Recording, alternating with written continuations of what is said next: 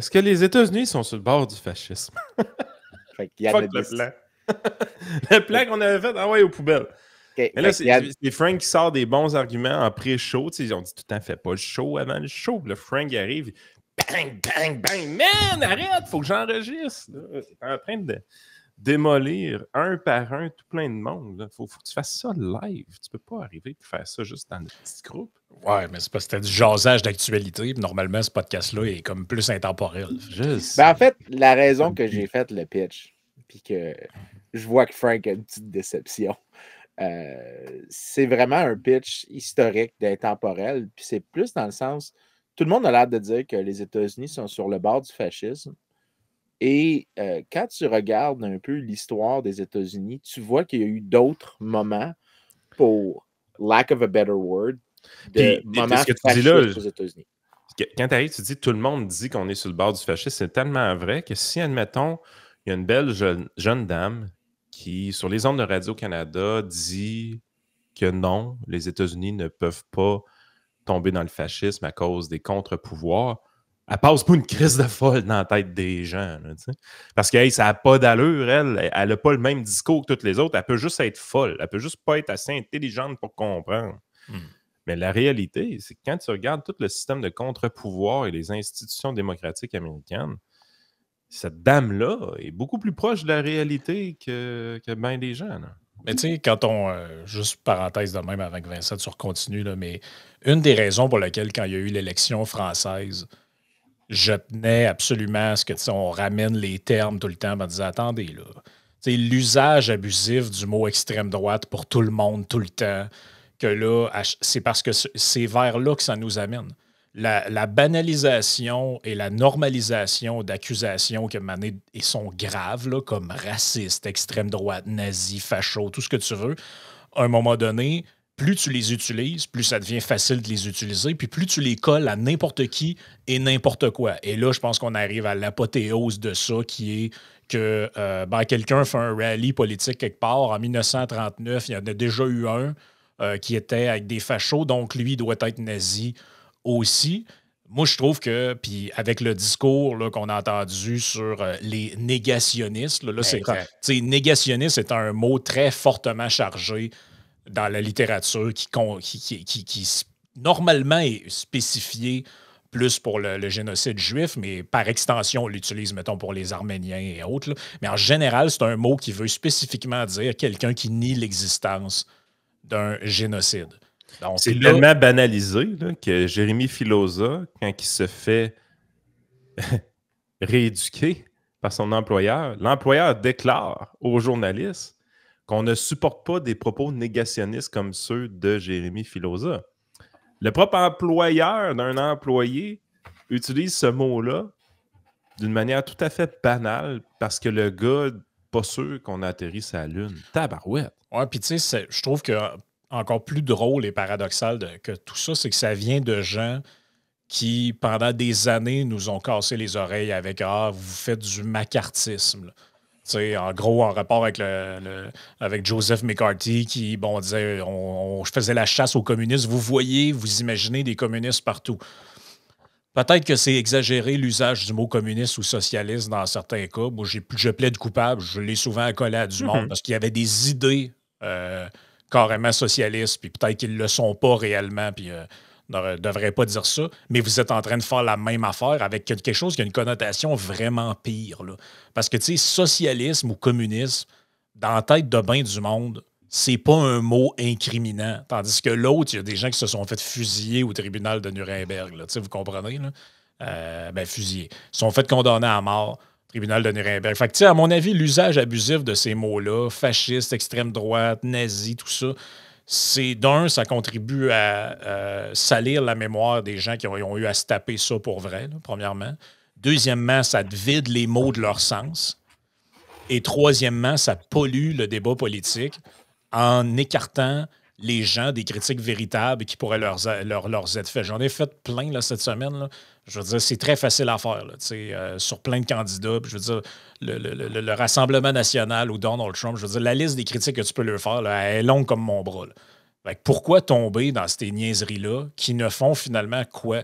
Qu'antagoniser des gens pour finalement exacerber des tensions, pousser des gens à s'en prendre physiquement aux autres. Je sais pas. Le but de tout ça m'apparaît pas très noble. On va dire ça de même. Ouais, écoute, je trouve qu'il ne faut jamais oublier. En fait, regarde, je vais connecter avec ton point de la manière suivante. Les gens que je savais de mentionner, je ne pense pas qu'ils se qualifient de fascistes, OK? Dans le sens historique de la chose, là, je ne pense pas qu'on peut l'utiliser. Le point, c'est que je vais faire un point de perception. Dans les années 20 et 30 aux États-Unis, un des hommes les plus populaires, il est tellement populaire qu'il apparaît dans des Broadway musicals, dans des chansons, c'est Mussolini. Cole Porter, qui est puis PJ Woodhouse le mentionne fréquemment. C'est un personnage qui est large dans l'histoire et c'est pré-Deuxième Guerre mondiale. Tu as même des communistes qui disent que Mussolini, en fait, ça serait bien si on avait une sorte de mélange de ça. Et tu as une popularité de la chose, tellement que ce qui se produit, c'est que des deux côtés, le terme commence à être utilisé pour décrire le président américain Franklin Delano Roosevelt, il est décrit par ses opposants comme un potentiel fasciste. Puis là, on parle du président qui a fait la Deuxième Guerre mondiale contre les nazis. Donc là, le terme a été utilisé dans le passé par des gens qui étaient plus conservateurs pour attaquer un président qui est associé à la gauche. Et il y avait un paquet d'affaires qui disaient que c'est des preuves que c'est du fascisme. Il citait des programmes, il citait des choses qui étaient faites de régimentation de la société avec un État qui avait l'air de devenir autoritaire. Et là, tu te diras aujourd'hui, mais tu dis à quelqu'un aujourd'hui, hey, puis aux États-Unis, tu dis FDR was a fascist. Puis là, tu dis ça à un Américain, puis il n'y a personne qui prend ça au sérieux. Avec raison, là. Je pense que... puis il y a une raison pour ça que je vais dire ça, mais il n'y a personne qui prend ça au sérieux. Et la réalité, c'est que FDR a été traité de fasciste. Richard Nixon a été traité de fasciste. Tu as plusieurs épisodes dans l'histoire où il y a une popularité intellectuelle à l'idée. Donc, tu vas trouver des gens qui vraiment défendent explicitement, donc la période 1920-1930, ou après qui ont des variantes, qui ont certaines composantes de ce que tu pourrais appeler du fascisme. Et à chaque fois, c'est ça la chose que j'arrive pas, que je ne comprends pas comment les gens peuvent penser ça, à chaque fois que cette accusation-là a été lancée, les États-Unis demeurent une démocratie libérale qui fonctionne très, très bien, qui est très compétitive. En fait, malgré tout ça, les franchises électorales se sont agrandies. Il y a plus de gens qui peuvent légalement voter. Les libertés civiles aux États-Unis sont même plus sérieuses aujourd'hui qu'il y a 60 ans. C'est difficile de prendre au sérieux cette affirmation-là. Mais mettons que Donald veut être fasciste. La veille de tomber là-dedans. Mettons que Donald veut vraiment être fasciste, en même temps, il veut être dictatorial. Qu'est-ce qui peut arriver? Qu'est-ce qui protège le peuple américain contre un Donald Trump qui, demain matin, là, finalement, il nous a joué un grand jeu. Là. Il faisait semblant d'être un démocrate.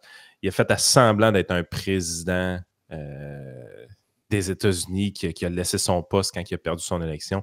Il a toujours fait semblant. En réalité, il avait vraiment l'intention d'être un dictateur. Puis là, c'est là que ça se passe. Là, il le fait pour de vrai. Ou comme disait Babylon B dans le meme, "It was supposed to be Hitler on his first term, but he forgot." Il forgot. OK. mais là, il s'en rappelle. OK? Là, il s'en rappelle. Ouais, puis là, il veut vraiment être le prochain Hitler. On lui donne toutes les pires mauvaises intentions du monde. Donc, on joue la game de Richard Etu, puis Pierre Martin, puis toute cette gang-là. Là. On lui donne toutes les pires intentions camouflées du monde. Il veut réellement le faire. Qu'est-ce qui protège réellement le peuple américain contre ça? Écoute, je vais faire 2 commentaires avant de répondre à ta question parce que ça va framer la réponse. La première, c'est pour les auditeurs, un excellent livre à lire, c'est The Anatomy of Fascism par Robert Paxton, qui, à toute fin pratique, dit que tu ne peux pas vraiment définir le fascisme, tu peux juste définir le fascisme en disant ce qu'il n'est pas. Donc, il y a des choses que le fascisme n'est clairement pas. Il n'est pas libéral, il n'est pas... démocratique? Il n'est pas démocratique. Donc, ces caractéristiques-là, il ne les a pas. Il n'est pas pour la liberté d'expression. Il n'est pas pour la liberté d'expression, mais il est capable de prendre... C'est pour ça que c'est difficile de le définir, c'est qu'il est capable de prendre des fois, ça a été le cas par exemple en Italie, de faire des alliances avec des libéraux, de faire des alliances avec les conservateurs, comme c'était le cas en Allemagne, dans le premier cabinet de Hitler, quand il y a Franz von Papen avec lui. Tu peux faire des alliances de circonstances. Et ça me fait penser, les gens pensent que les fascistes, c'était les nazis, mais non, les fascistes, c'était les Italiens, c'était pas les Allemands. Là. Écoute, moi, je les mets dans la même large famille autoritaire, OK? Parce que contrairement... C'est assez généreux pour aller là, dans le fond. Je vais les mettre ensemble, les deux. La raison, c'est pour moi la distinction entre le communisme et la grande famille du fascisme, c'est la composante de nationalisme. Donc, des communistes, généralement, ont une vision internationaliste. Donc, la lutte des classes, elle est internationale. Est-ce que c'est ça le cas en pratique? Non. Mais au final, dans la justification qui est donnée, dans le corps des idées, c'est ça la grande distinction. Mais les deux, c'est des grands autoritaires. C'est sûr que tu as des petites distinctions de subtilité, là, Yann, là, par rapport, vu que c'était deux sociétés différentes, l'Italie et l'Allemagne. L'Allemagne étant, dans le discours hitlérien, beaucoup plus focalisé sur, mettons, d'un point de vue religieux, il était plus dans le néo-paganisme puis les histoires d'où l'origine du symbole, là, qui est un symbole indien, qui est alors que les Italiens renversé, alors que les Italiens étaient beaucoup plus des catholiques, là, finalement. Là. Exactement. Puis en fait, non seulement ça, mais ce qui est encore plus étrange, c'est pour ça que je te dis que tu peux juste définir ce que ce n'est pas.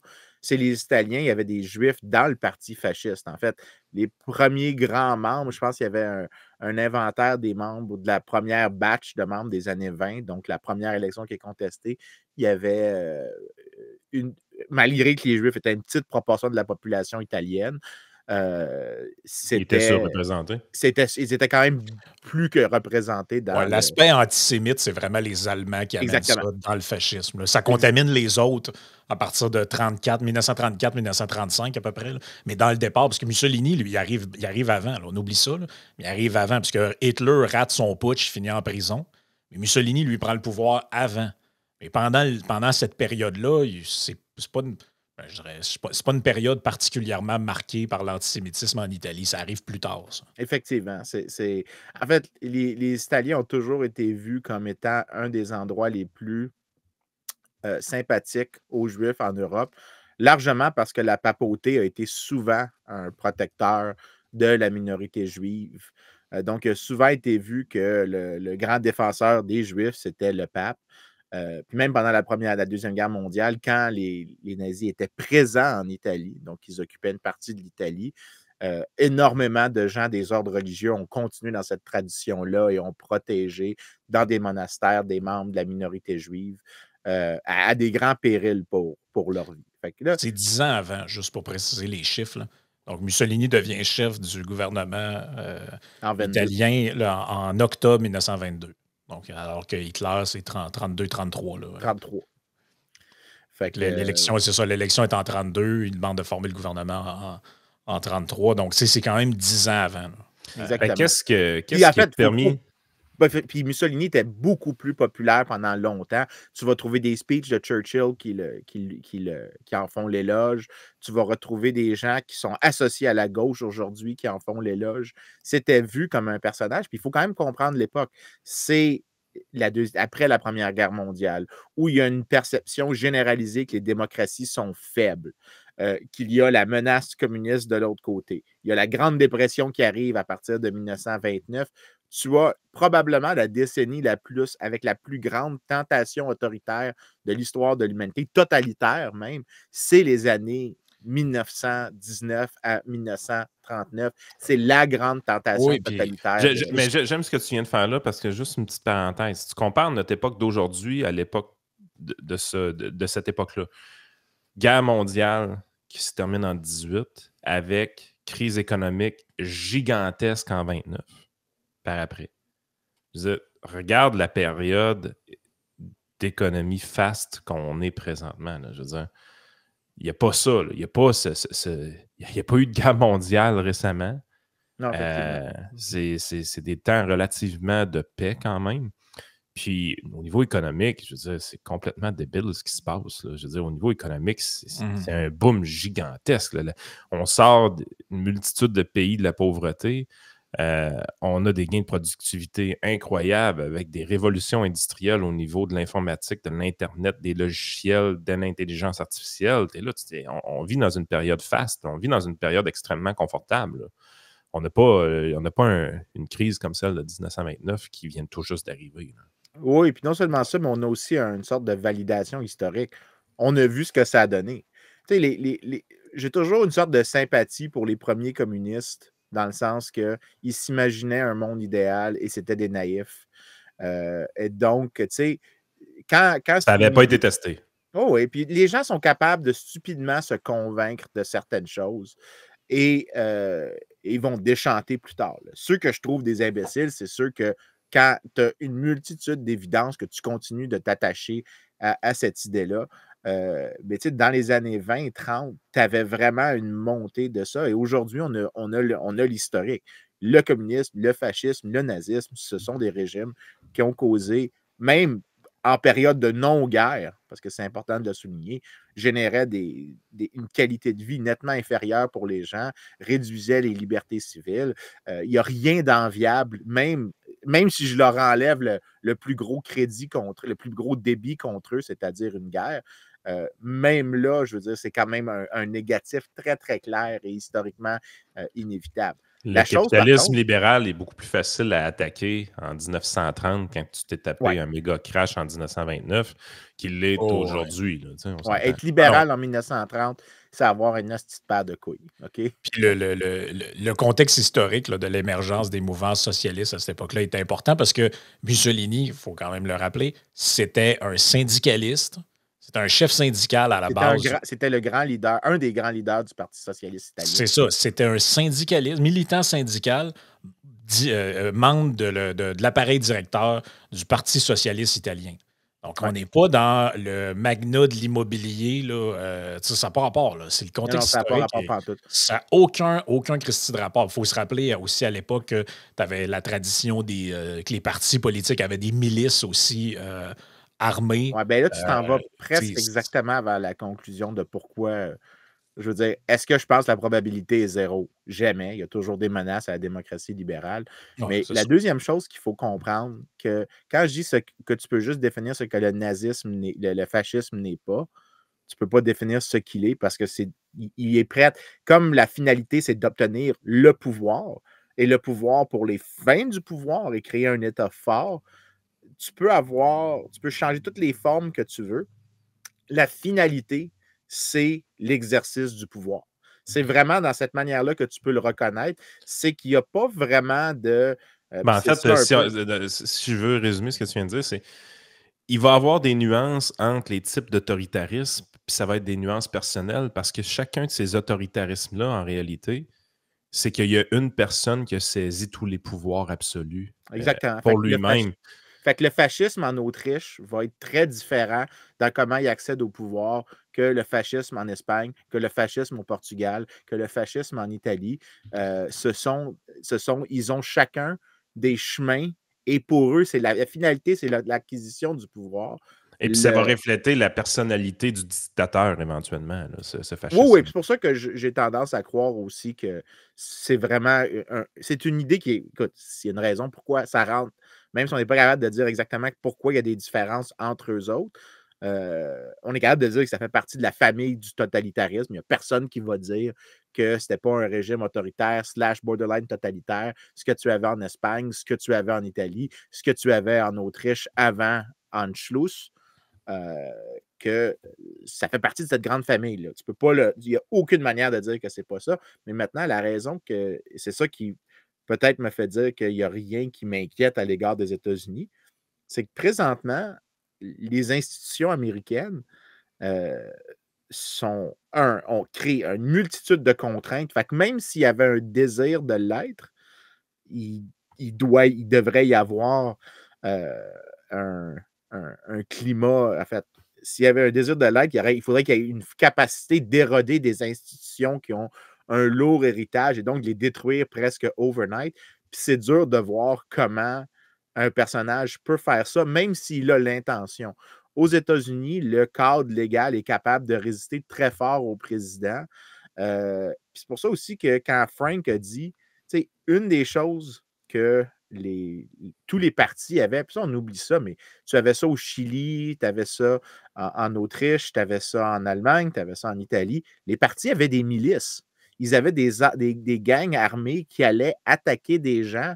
Tu avais la chanson, l'hymne national nazi, le Horst Wessel Song, qui était une chanson. C'était une chanson qui était à l'honneur d'un soldat de la Sturmabteilung, qui étaient les SS, qui étaient ceux qui allaient dans les rues. Et il s'était fait tuer. La chanson était à son honneur parce qu'il s'était fait tuer par des communistes de la milice communiste, donc du KPD. Il s'était fait tuer par eux autres. Et ça, c'était l'hymne national allemand jusqu'en 1946. En fait, ils l'ont gardé jusqu'à 1 an après la guerre. Ça brassait pour vrai, là. Oui, c'est pour ça. Il n'y a aucun parti aux États-Unis qui a une milice aujourd'hui. En fait, le pire qui s'est passé, puis on va le dire, le 6 janvier, c'est le pire de ce qui s'est passé. C'est un moment absolument atroce. Mais voici comment ça s'est fini. La police est arrivée, les gars ont été arrêtés, les gars ont été envoyés en prison, l'ordre constitutionnel s'est résumé. Donc, quelqu'un de la prison, là, je veux dire. Puis quelqu'un d'intelligent, crois-tu réellement que ces gens-là avaient l'intention de saisir les pouvoirs du gouvernement? Écoute, je pense qu'il y en avait vraiment qui étaient juste des imbéciles qui pensaient probablement stupidement à quelque chose. Oui, qu'ils allaient être capables d'influencer le résultat. Je pense qu'il y en a non, qui mais étaient juste là pour... pas influencer le résultat, saisir... On va faire un putsch, là. Oh, écoute, un coup d'État, là. Dans leur tête, mais...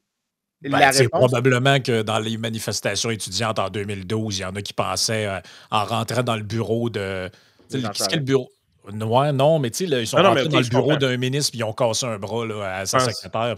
Il y en a là-dedans des illuminés qui devaient s'imaginer on va prendre le pouvoir et on va changer le régime. Mais vous comprenez mal ma question. Pas est-ce qu'il y a des illuminés qui pensaient qu'ils étaient en train de faire un coup d'État puis que est-ce que vraiment il y avait un plan délibéré pour ça? Non. Ma question, c'était plutôt est-ce qu'il y a réellement quelqu'un, une tierce personne, un observateur qui a cru réellement qu'on était sur le bord de voir un groupe armé saisir les pouvoirs par la force avec un coup d'État aux États-Unis? Y a-t-il quelqu'un d'intelligent qui croit ça pour vrai, là? Là, tu as rajouté une variable dans l'équation. Est-ce qu'il y a des gens qui croyaient à ça? Oui.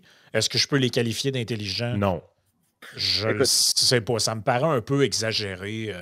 Mais écoute, je comprends ta question, puis mon instinct, c'est que probablement pas. Mais ça te dit, en fait, probablement pourquoi je ne suis pas inquiet. Parce que tout ce que tu as, c'est une bande de colons. Mettons qu'ils croyaient vraiment ça. Mettons qu'on dit qu'ils ne sont pas intelligents et qu'ils croyaient vraiment ça. Ben, si c'est ça que tu as besoin de te fier sur une armée d'imbéciles qui n'ont pas de jugement, c'est pas ça. C'est pas ça qui est une menace à la démocratie. Ça n'a pas bien fini pour ces gens-là. Ben exactement. On s'entend-tu que... En fait, si c'est ça l'argument que tu veux faire, ça renforce mon point que la probabilité est absolument beaucoup plus proche de zéro que ce que je pense, si c'est ça l'argument. Mais l'autre chose qui est vraiment importante, c'est que généralement, les fascistes, ce n'est pas des gens qui sont... Il y a l'image de eux qui apparaît comme des gens exceptionnellement brillants, okay? Qui ont un plan machiavélique bien organisé. La réalité, quand tu lis tant Paxton que notre très bon ami que j'essaie de toujours avoir dans le show, Benoît Malbranque, le socialisme en chemise brune, ce que tu vois, c'est des gens qui n'ont aucune cohérence intellectuelle, qui n'ont aucune grande profondeur. Donc, ce n'est pas des gens exceptionnellement...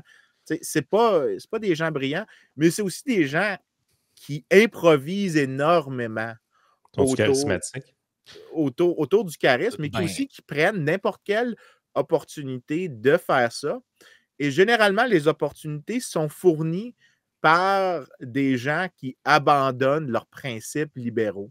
Donc, généralement, ce que tu as besoin pour qu'ils réussissent à pouvoir saisir une opportunité, parce qu'ils ne sont pas comme l'empereur Palpatine dans Star Wars, qui a un plan qui est fait sur 40 ans, c'est généralement, ils sont des opportunistes incroyables. Et ce qu'ils ont besoin, c'est des crises externes qui met en doute la confiance dans les institutions. 2, que les autres joueurs sont eux-mêmes en train de donner les précédents nécessaires qu'eux peuvent se servir. La réalité ici, c'est qu'il y a plein de choses que j'aime pas des démocrates, right? Je peux te faire une liste de choses que j'aime absolument pas de Kamala Harris. J'aime pas son Warrior Act, son Cop Warrior. J'aime pas plein d'autres affaires, mais fondamentalement, Kamala Harris est pas c'est une démocrate, là, une vraie dans le sens pas capital D, là, mais lowercase. Donc, comme l'adjectif de démocrate, pas le parti. Elle l'est, là. Elle l'est clairement. À l'intérieur du Parti républicain, tu as beaucoup de gens qui sont juste pro-Trump parce qu'ils haïssent les démocrates, mais qui ne sont pas nécessairement dans cette attitude-là. En fait, ce qui m'inquiéterait, c'est plus si, disons, Trump, mettons qu'on va faire l'hypothèse qu'il l'est véritablement. Okay? Je vais donner le plus généreux possible avec l'autre bord. Pour que ça fonctionne, voici tout ce que tu vas avoir besoin. Ça prend plusieurs années pour que ça se fasse. Il faut que tu fasses une érosion lente parce que, par exemple, en Italie, Mussolini n'a pas consolidé le pouvoir immédiatement. Il l'a pris sur 8-9 ans. Donc, sa consolidation finale arrive vers 1928. En Allemagne, tu as une consolidation graduelle entre 1933 et 1934. L'Allemagne, c'est probablement là que ça s'est passé le plus vite. Et après, tu as eu d'autres détériorations. Mais puis là, on parle dans la crise la plus intense avec l'ombre de la Première Guerre mondiale. Ici, il faudrait que tu t'imagines que il faudrait que tu aies la même chose, une grosse crise externe. On peut dire tout ce qu'on veut de la COVID. La COVID, ça a été déplaisant, mais ça n'a pas été la Grande Dépression. Ça n'a pas été la Première Guerre mondiale. Ça se rapproche en rien en termes d'ampleur et de magnitude ce qui s'est passé. Ensuite, mais mettons que c'est possible, Vincent. Mettons que c'est possible. Les institutions, selon certains, nos institutions se sont érodées énormément dernièrement, apparemment. Même si on oublie de dire que, mettons, aux États-Unis, ça fait 12 ans que les démocrates sont là sur 16, là. Mais ça s'est érodé, là, t'as pas idée. Demain matin, Donald Trump est élu, déchire sa chemise, puis là, il met son sceau de dictateur. OK? Il le met, là. Minimalement, il faut d'abord qu'il ait gagné la Chambre des représentants puis le Sénat. Je veux dire, moindrement que le Sénat ou la Chambre est démocrate, je veux dire, ça va être un dictateur il n'y a même pas besoin de gagner. Même s'il gagne le Sénat en passant, s'il n'y a pas 60 sénateurs, le Sénat peut tout bloquer quand même parce que tu as le filibuster qui existe toujours. Explique. Au Sénat, tu as besoin pour que certains items soient votés, pour qu'un débat ait lieu. Il faut que ce soit aux 2 tiers de la Chambre. Il faut que ce soit, pas exactement 2 tiers. Pas exactement 2 tiers, mais ouais, plus ou moins. Fait que tu as besoin d'une majorité qualifiée, pas une majorité plurielle. Parce qu'il y a 100 sénateurs, puis tu avais une majorité qualifiée, c'est 60. Oui, en fait, je vais te sortir la définition exacte parce qu'il y a toujours un petit bout de la définition du filibuster. Et pendant que tu cherches ça, je rajoute aussi qu'à la liste des critères, il doit s'être assuré de la fidélité et l'obéissance de tous les membres qui sont là. Parce que là, tu oublies que tout ça fonctionne faut pas qu'il y ait de défection. Tu sais, la première fois, on le sait, là, le gars qui était là, le speaker, la première fois, premier mandat, Trump avait la Chambre. Et le speaker qui était là lui a mis. Il ne jouait pas dans la même équipe que lui. Ryan ne jouait pas dans la même équipe que lui. Donc, ça aussi, fait que, dans le fond, ça suppose que la personne soit élue, président, ramasse le Congrès, le Sénat avec un pourcentage confortable d'avance sur ses adversaires pour pouvoir faire ce qu'il veut. Ça suppose qu'il n'y ait aucune dissension à l'interne. Excuse-moi, mais à voir comment McCarthy s'est fait. Perdu son poste de speaker parce qu'il y avait 10 députés qui n'étaient pas contents, je ne gagerais pas sur l'unanimité et la fidélité de ce caucus-là. Puis n'oubliez pas que dans les républicains, les libertariens, il y a des factions. Les libertariens, ils sont, tu sais, il y a des sénateurs. Il y a une faction qui est libertarienne. Tu as assez de fractionnement à l'intérieur des partis pour empêcher ça. Pour rapidement, parenthèse sur le filibuster, je fais traduire le détail précis de la page du Sénat. La règle 22 du règlement permanent du Sénat des États-Unis permet au Sénat de voter pour limiter le débat en invoquant la clôture sur la question en cours. Dans la plupart des cas, cela nécessite cependant une majorité des 3/5 des sénateurs dûment choisis et assermentés, 60 votes, s'il n'y a pas plus d'un siège vacant. Fait que ça peut être un petit peu plus si tu as des sièges qui ne sont pas remplis, de telle sorte qu'une minorité de sénateurs peut bloquer une mesure, même si elle bénéficie du soutien d'une majorité simple. Il n'y a aucune chance. Déjà ça, c'est incroyablement efficace. Rand Paul qui avait fait un filibustering à un moment donné de 17 heures, je me trompe-tu? Oui, contre Jeffrey Brennan, qui est Jeffrey Brennan. J'oublie le potentiel secrétaire de la CIA. Pendant 17 heures, il a ralenti les débats. Et à toute fin pratique, ils ne peuvent pas empêcher une nomination. Fait qu'il y a des exceptions, je pense. Si c'est pour une nomination du national, le débat, le vote doit avoir lieu, ou tu as un recess appointment qui est fait, mais sur par exemple, des lois. Fait que le filibustering, juste pour expliquer au public, Vincent, c'est que il y a un groupe de sénateurs qui ne veut rien savoir de telle loi. Fait que là, ils commencent à prendre la parole, puis là, ça finit plus, puis ça finit plus, puis ça finit plus. Puis là, il y a du monde qui aimerait ça passer au vote, mais eux autres, droit de parole, droit de parole, droit de parole. En fait, ils peuvent même dire qu'ils vont voter pour fermer le sujet. Puis s'il n'y a pas 60, pour qu'on passe au vote, s'il n'y a pas une majorité des 3/5, ça continue. Fait que tu peux faire mourir une loi au feuilleton. Donc, c'est ça, c'est que l'objectif du filibustering, c'est de tellement être chiant que les gens qui veulent faire approuver la loi, à un moment donné, ils font comme, ils abandonnent ou ils disent « OK, c'est correct, là, ça passera jamais, c'est impossible à faire ». Le seul moyen de contrer ça, c'est d'avoir 60 sénateurs qui votent tous ensemble pour dire « OK, c'est la fin des débats, on passe au vote, merci, bonsoir ». Fait que déjà là, tu te dis « OK, fait que si Trump veut… » Moi, je remets le gars qui a le saut de dictateur caché en toute sa cravate, là. Fait que là, il sort ça. Fait que là, minimalement, ce que ça lui prend pour gagner gain de cause avec le Sénat, ça lui prend 60 sénateurs de préférence républicains et qui lui sont très loyaux. Oui. Oui, ça implique aussi, en plus, loyal. Hein, c'est important parce que ça arrive des sénateurs de partis qui font un finger à leur président. Et je rajouterais en plus un autre critère. Tu dois tout faire ça à l'intérieur de 2 ans et réussir à empêcher les midterms. Oui, en plus de ça. Puis en fait, on se rappellera que Trump n'a rien pu faire dans 2018 puis 2020 parce qu'il a perdu la Chambre. Fait que ça, c'est un gros contrôle. Mais ça, on en a rien que parlé du Sénat. Fait que là, l'autre mission pour le dictateur Donald, c'est d'aller chercher la Chambre des représentants aussi. Parce que, tu sais, à quelque part, un dictateur, ça aimerait ça voter un budget, je crois. Il y a bonne chance. Il y a des chances qu'il ait besoin d'avoir la Chambre des représentants.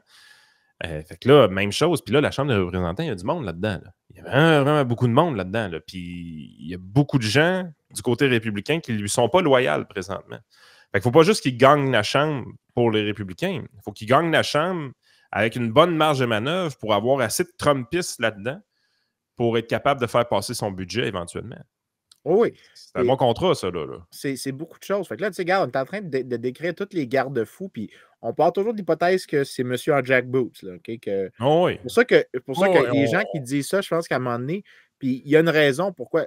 Puis là, je sais que vous pensez à chaque fois que c'est comme si je disais que l'affaire, je suis vacciné, là, donc je peux faire le commentaire maintenant. Je ne suis pas un pro-Trump, je déteste Donald Trump, je l'haïs.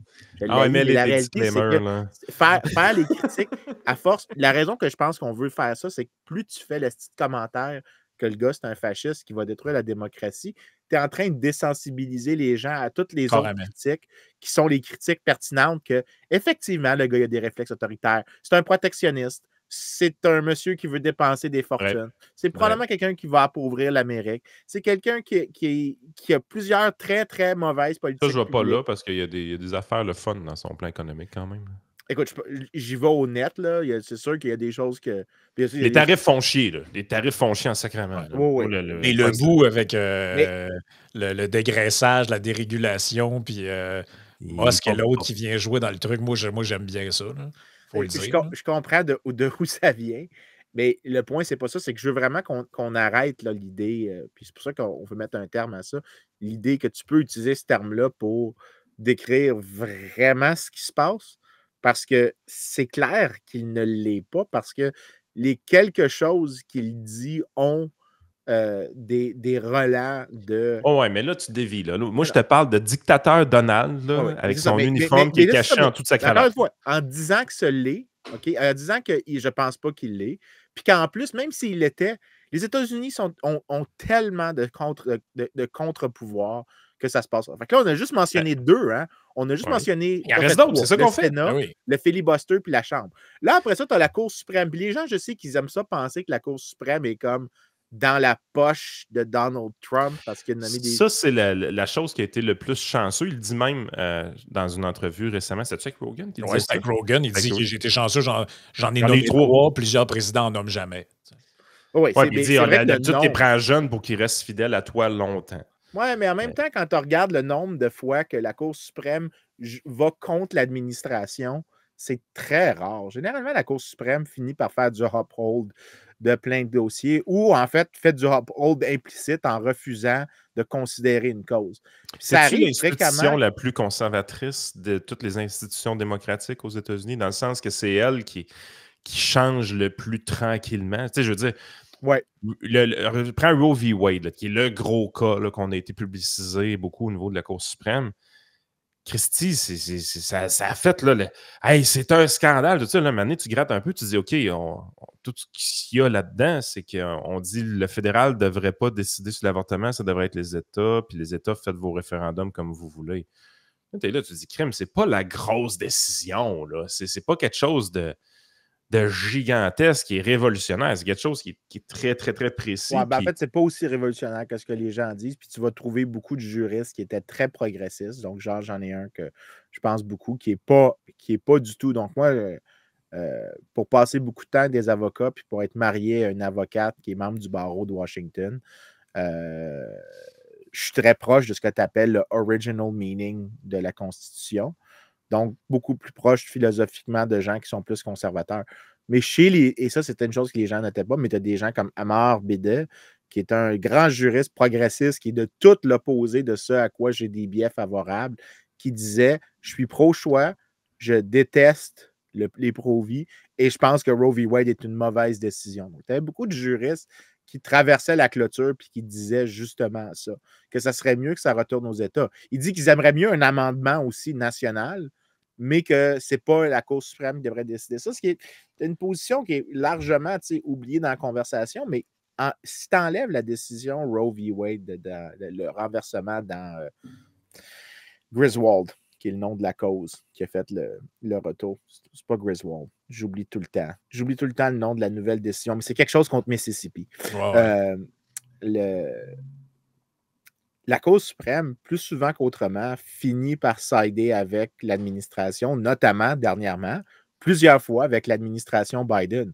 Donc, tu sais, les gens disent que c'est dans sa poche, mais par exemple, quand le gouverneur du Texas, pendant la crise des migrants, puis j'ai tellement ce terme-là parce que c'est bullshit, ils essayaient de mettre du fil barbelé dans certains points de passage, mais c'était l'État qui le faisait, et donc l'État faisait trespass sur ses pouvoirs, les pouvoirs fédéraux. Le Department of the Interior a dit: je veux avoir le droit de couper sur ça, donc tu n'as pas le droit de faire ça. Le Texas a poursuivi le fédéral, ils se sont battus en cour. La Cour suprême a dit: non, le fédéral a raison.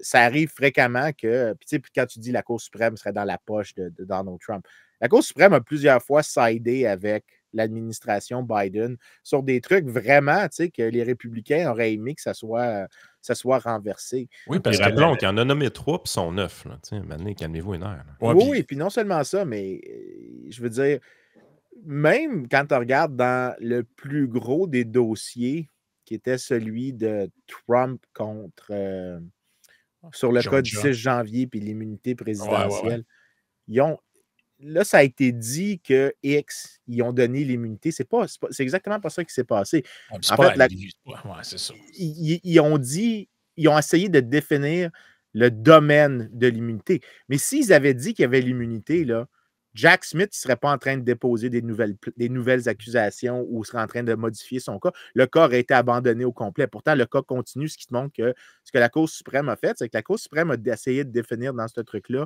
les pouvoirs de la présidence et le domaine de l'immunité qui n'avait jamais été défini avant.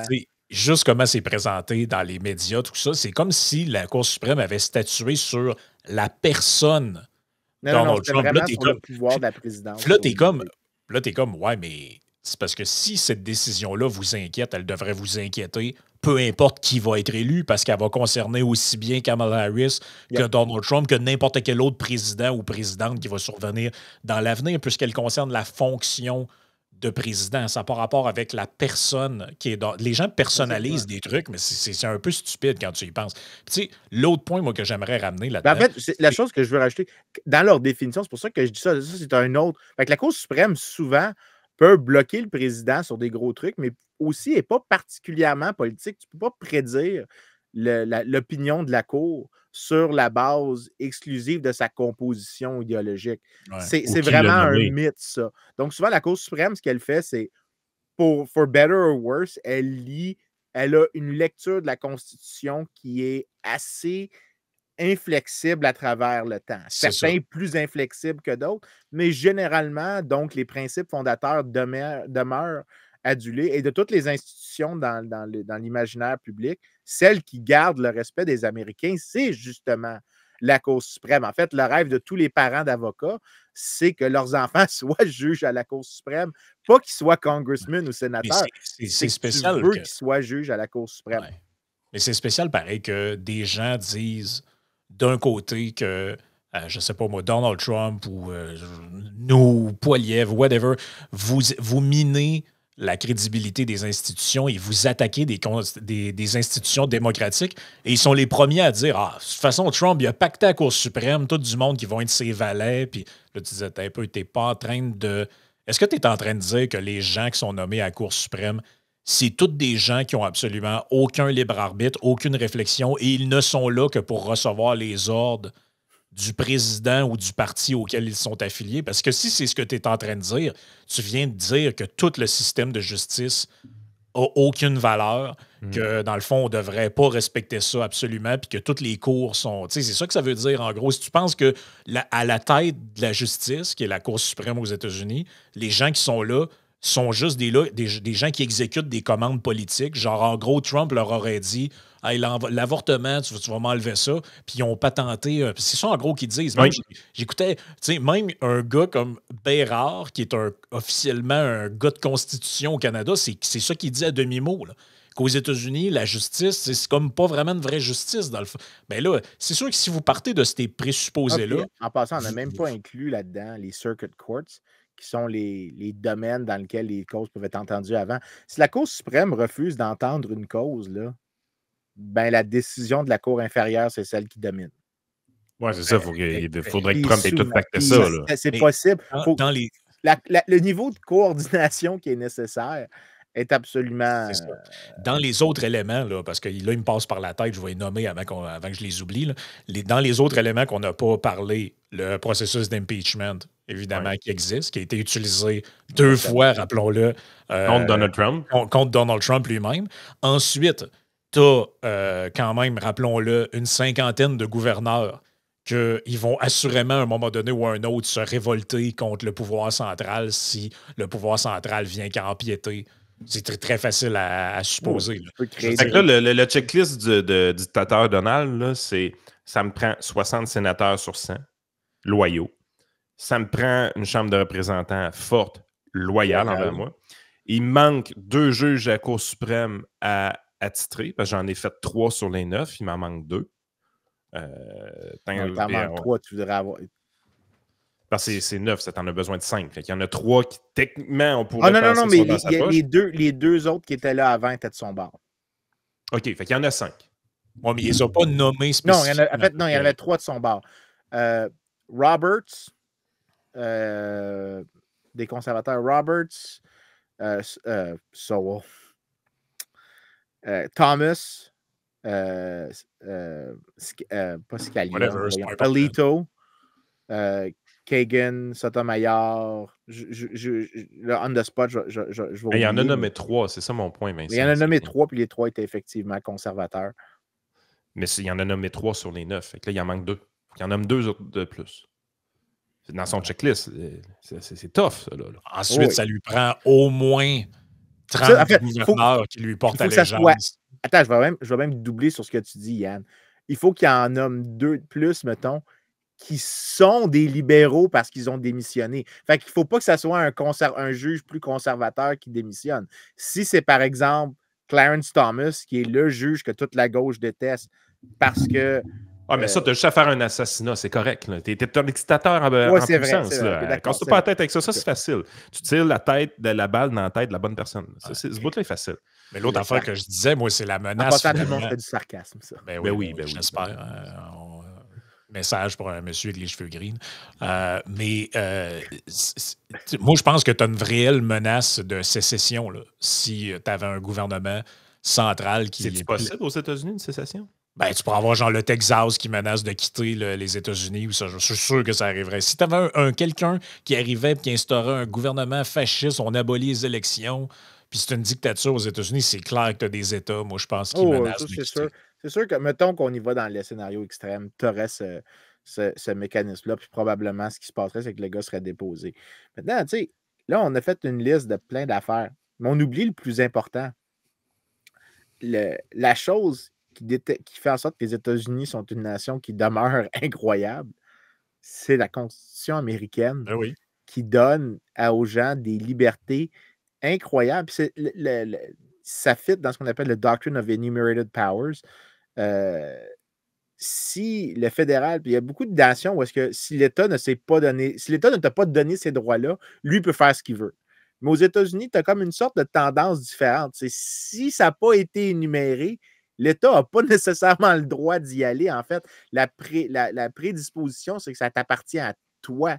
Donc, le domaine des libertés qui sont définies légalement donne énormément de place à la contraction pour justement protéger les libertés civiles, les libertés économiques, les libertés politiques. Ben oui. Donc, il y a énormément de checks and balances Et fonctionne là, les gars, incroyablement bien. Là. Ça va nous amener ça vers quelque chose que les Québécois n'aimeront pas et les Canadiens n'aimeront pas. Mais dans la Constitution, il y a un truc qui a été pensé en cas que le gouvernement dérape complètement. Deuxième Ça amendement. s'appelle le droit à porter une arme, à avoir une arme à feu. Mais je veux dire, moi, je pense que tu peux très clairement faire un lien. Tu sais, genre, Fidel Castro, c'est quoi qu'il fait là, quand il prend le pouvoir? Il enlève les fusils à tout le monde. Il enlève les fusils à tout le monde. Je veux dire, je suis prêt à parier que si les républicains avaient vraiment cette volonté-là avec Trump, un des premiers moves qu'ils font, c'est un ban national des armes à feu. Puis il aurait déjà commencé à préparer la table à aller jouer dans cet amendement-là par la Cour suprême. Et ce truc-là est spécifiquement dans la Constitution pour ça. Là. Ça a été pensé pour ça à la base, là, le droit de porter une arme. C'est pour se révolter contre l'État. T'en veux-tu? Là, écoute, je vais double down là-dessus parce qu'il y a un juriste américain que j'adore, qui est Stephen Halbrook. Il a écrit plusieurs livres sur les armes à feu. En fait, c'est un des grands avocats de la défense des armes à feu. Et il a écrit plusieurs livres, puis je vais parler de lui dans une seconde, sur le contrôle des armes à feu en Europe et comment une des raisons qui a fait que, par exemple, les Allemands n'ont pas envahi la Suisse, c'est que tous les Suisses ont une arme. Comment, en fait, Disarming Jews in Germany, il a écrit énormément de livres sur comment est-ce que les régimes pensent effectivement au fait que les gens sont armés. Et dans le livre ici qui s'appelle Securing Civil Rights, l'argument qui est assez... Et cet argument-là était tellement important qu'il est cité fréquemment en Cour suprême.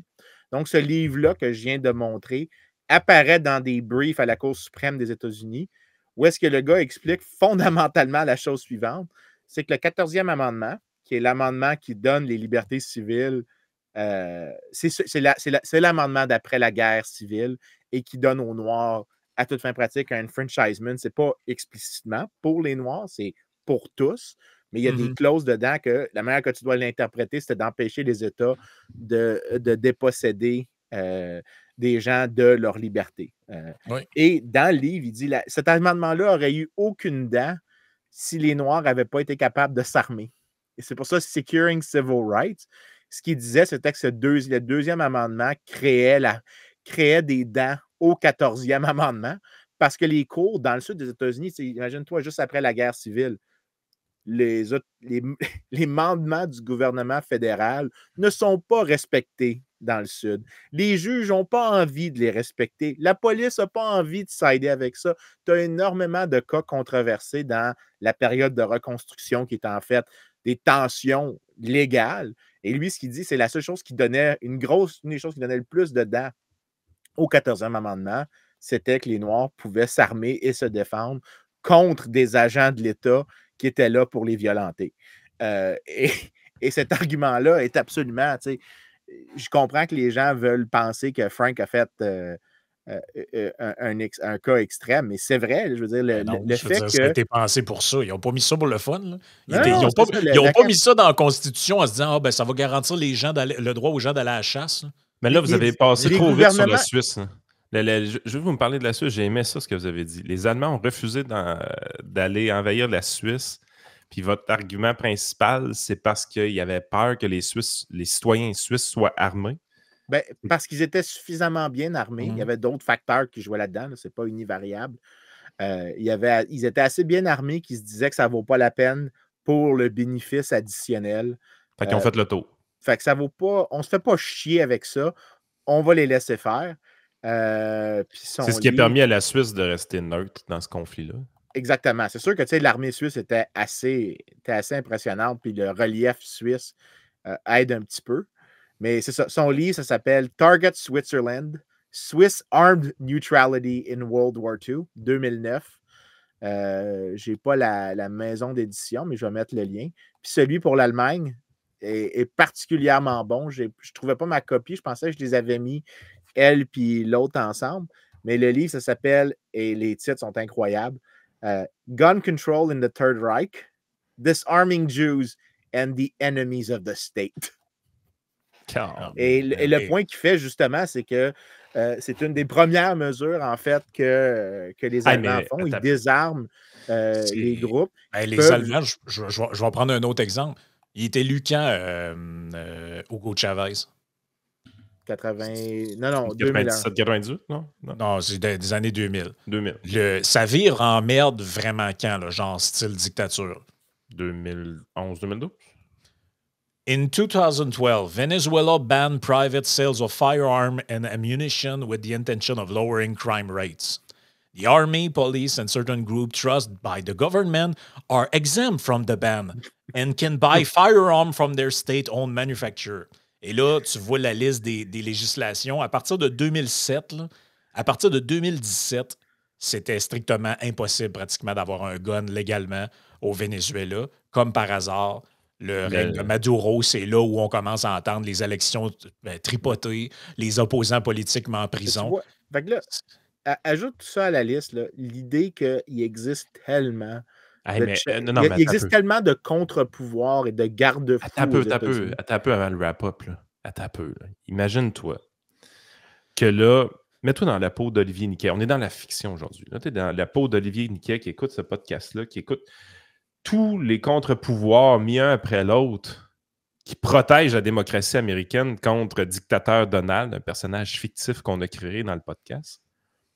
Et que là, ton argument final amené par Frank, c'est que ce qui rendrait ça aussi difficile, c'est le fait que les citoyens américains sont armés et qui ont le deuxième amendement. Man, les guns protègent la démocratie.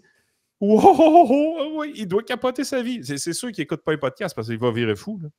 Il va virer fou entendre ça. Là. Ben, écoute, laissons le peu de contenu de côté, là, parce qu'on est un podcast de contenu. Le point, c'est que, regarde l'hypothèse qu'on a faite. On est parti d'un cas extrême où est-ce que on dit que Donald Trump est dans la famille des totalitaires. Malgré tout ça, je pense qu'il existe un paquet d'affaires qui peuvent l'empêcher de justement grimper à cause que les États-Unis ont déjà joué dans ce film-là. Il y a déjà eu des pulsions qui sont aussi atroces que ça. Il y a eu des moments beaucoup plus dangereux pour la démocratie américaine. Je te dirais que les moments les plus dangereux, selon moi, c'est 1960 avec la crise des missiles cubains, c'est la Grande Dépression, c'est la Première Guerre mondiale, où est-ce que tu avais, puis on oublie ça dans l'histoire des États-Unis, pendant la Première Guerre mondiale, il y avait une haine des Allemands qui était assez incroyable, soit dit en passant. Quand je dis haine, tu as eu, ils ont renommé la choucroute Liberty Cabbage. Il y avait une personne, ça c'était des cas... Attends un peu, ils ont eu leur moment à Poutine, nous autres aussi? Oui. Mais tu as eu des affaires comme, par exemple, ils ont mis en prison Norman Thomas. Non, pas Norman Thomas, c'était quoi son nom? Eugene Debs, qui était le président du Parti socialiste américain, candidat présidentiel, plusieurs fois, faisait 7-8% des fois. Ils l'ont mis en prison parce qu'il a fait un discours anti-guerre disant que c'était pas aux Américains de participer à la guerre, que c'était une guerre pour les capitalistes. Ils l'ont mis en prison. En fait, il a fait sa campagne présidentielle de 1920 à partir d'une prison en Géorgie. Donc, tu sais, l'idée qu'il y a eu des moments beaucoup plus proches. Il y a eu, en fait, ça, c'est pas connu, mais il y a eu les Palmer Raids aux États-Unis en 1919 où le secrétaire de la justice a collecté plein de gens qui étaient peut-être des anarchistes et les a déportés sans procès. On pourrait-tu dire que la promesse la plus autoritaire de Donald Trump, c'est pas vraiment une promesse, mais c'est quand il lâche d'en face à Hillary juste à côté d'elle, on va te mettre en prison. S'il le fait, c'est très autoritaire de mettre son adversaire politique en prison. C'est à peu près l'affaire la plus saucée qu'il a dit en termes d'autoritarisme, je pense que c'est ça. Ouais, mais écoute, moi, c'est ça qui me distingue de toutes les autres. Là. Je pense que Donald Trump est capable de devenir un dictateur, mais je pense que tous les politiciens sont capables de devenir des dictateurs. Fait que, tu sais, j'ai pas... La chose que regardez, les gens François Legault... c'est qu'il se plie à aucune des normes sociales qu'on s'attend des politiciens pour c'est quoi, tu sais, la déférence à l'égard de certains préjugés. Puis ça, effectivement, ça peut être des signes de pulsion autoritaire plus faciles. Mais ils en ont toutes. Je veux dire, on sort de la pandémie. Venez pas me faire croire que les politiciens n'ont pas naturellement regardez ce qui s'est passé au Royaume-Uni dans les dernières semaines là, avec l'histoire des manifestants. Là. Je veux dire que le gouvernement envoie la police chez vous parce que tu as écrit des commentaires sur Facebook. Tu sais, peut-être avant d'aller dans le Patreon, un des éléments, je pense, qui est central là-dedans, c'est deux affaires. Si Trump était vraiment à la veille de se faire élire et d'établir une dictature, on verrait que les ponts pour ça ont été mis en place solidement. Donc, la justice ne le persécuterait pas. Il ne serait pas visé par des accusations un peu partout parce que la justice, il l'aurait mis dans sa poche, premièrement. Exact. D'où l'histoire que la patente de la Cour suprême, puis tout, c'est un peu loufoque, là. L'autre chose, il n'aurait eu aucun problème à se représenter, c'est-à-dire que tu n'aurais pas eu d'affaires pour essayer de l'enlever des ballots, tu n'aurais pas eu de gens qui essayent de le faire interdire de se présenter dans tel comté au Colorado ou whatever, et tu n'aurais pas eu autant de discours publics là-dessus. Parce que, je veux juste rappeler, là, mais on faisait le parallèle au début avec, toujours dans l'hypothèse qu'on accepte l'association au fascisme. Tu sais, Hitler, là, en 1923, là, il essaye de faire un putsch, là. Il arrive avec 4000 ticouines, là, puis il décide, eux autres, qu'ils renversent le gouvernement, ils font un putsch. Le gars est amené devant un juge, il le condamne, puis il s'en va pendant 8 mois dans une prison à Munich. Là. C'est là qu'il a écrit son livre. En fait, qu'il a dicté à un autre ticoune qui a écrit le livre à sa place. 10 ans après, il se représente aux élections, puis il n'y a comme pas de problème. Je suis pas mal sûr que si Donald Trump avait marché sur le Capitole avec une milice armée, en disant by the way, je m'en viens prendre le pouvoir, fuck les élections, il ne pourrait pas se représenter. Oui, parce que regardez, vous comprenez? En fait, là? Je vais même y aller plus loin que toi encore. Comme économiste, moi, généralement, ce que les gens disent, je m'en calisse, dans le sens que c'est pas largement pertinent. Les gens disent qu'ils veulent des plus grosses maisons. Est-ce qu'ils sont prêts à faire des investissements? Est-ce qu'ils sont prêts à sacrifier de la consommation maintenant? C'est facile de dire ce que tu aimerais dans un monde idéal. Fait que les paroles, ça ne veut pas dire grand-chose. Les actions veulent dire beaucoup.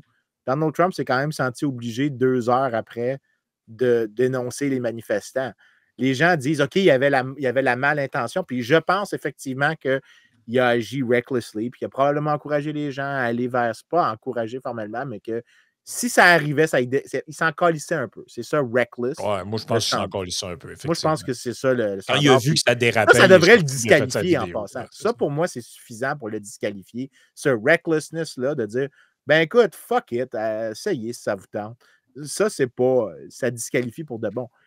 Mais le fait qu'il s'est senti obligé ensuite de revenir en arrière sur ses propos, ça te fait dire que au final, les États-Unis sont... S'il est capable de prévoir que c'est ça la bonne réaction, c'est que les États-Unis ont ce réflexe largement libéral, démocratique, avec tout que que spirituellement, là, for lack of a better term, les Américains on vive cette philosophie du contre-pouvoir, de la division des pouvoirs, des garde-fous, et que ça en est tellement important que ça rentre dans leur subconscient. Oui, puis en bout de ligne aussi, tu peux arriver puis virer la médaille de bord. On a tenté au niveau de plusieurs instances d'utiliser les tribunaux pour empêcher Donald Trump de se présenter. Oh oui. Qui, à toute fin pratique, est un acte autoritaire. C'est très autoritaire. Non, mais Vincent, essayer par tous les moyens possibles que Donald Trump ne se présente pas ou soit disqualifié d'une élection en utilisant les tribunaux, c'est une tentative autoritaire. Ça, c'était la stratégie numéro 1 de la campagne, à la base. Là.